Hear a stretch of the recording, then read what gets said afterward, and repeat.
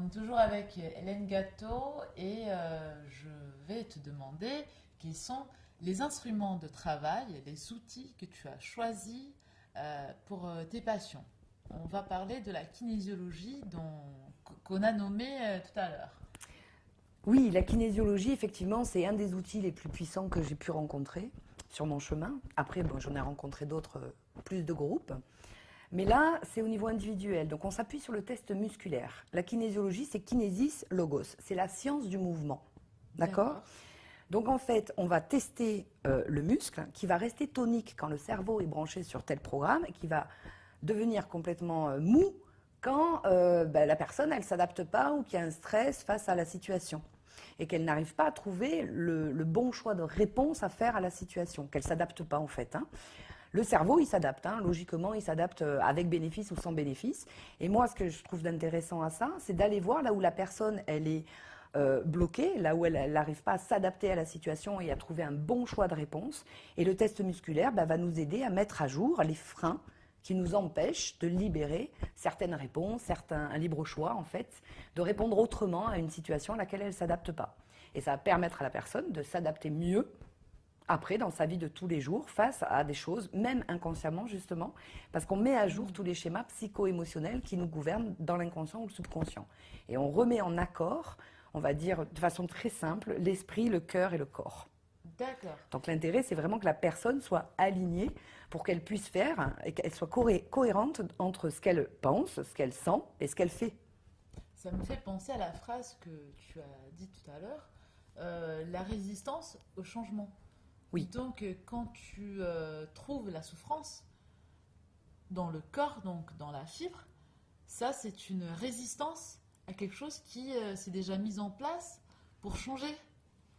Non, c'est la résistance au changement qui crée du coup la souffrance. L'intérêt, c'est que la personne elle soit dans une compréhension aimante de ce qui se passe en elle. C'est-à-dire qu'elle connaisse, qu'elle voie, qu'on remonte de façon au conscient en fait de la personne dans la phase visible, On lui montre. qu'on lui montre la cause de la souffrance. Et ça peut être des équations qu'a fait le cerveau, parce qu'à un moment donné, il y a eu un vécu difficile. Il y a eu en tant qu'enfant, eh ben, on s'est adapté à notre famille, on a pris des décisions d'enfant, on a mis des masques pour pouvoir continuer de vivre, mais surtout de survivre. Et en fait, l'intérêt, c'est de mettre à jour ce qu'on a pris comme décision et qui n'est peut-être plus valable. À l'âge de 6 ans, c'était valable, mais à l'âge de 20 ans ou de 26 ans ou de 30 ans, c'est plus valable. Donc l'intérêt, c'est de mettre ça à jour, histoire de connaître nos réflexes conditionnés et de faire un autre choix de réponse.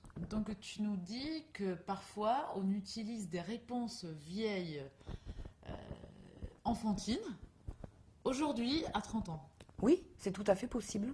Parce qu'on n'a pas changé le rail de nos réflexes conditionnés et que ce qu'on a vécu par exemple avec papa va se reproduire au travail avec un chef hiérarchique ou alors ce qui s'est passé avec maman va se reproduire dans la relation amoureuse ou alors voilà. Et c'est ça qu'il nous faut mettre à jour pour arriver à changer d'avis et à grandir en fait, à devenir vraiment autonome, adulte et avec un pouvoir personnel qui est je change d'avis.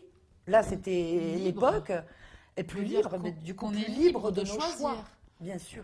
Est-ce que tu pourrais nous faire un exemple d'un enfant qui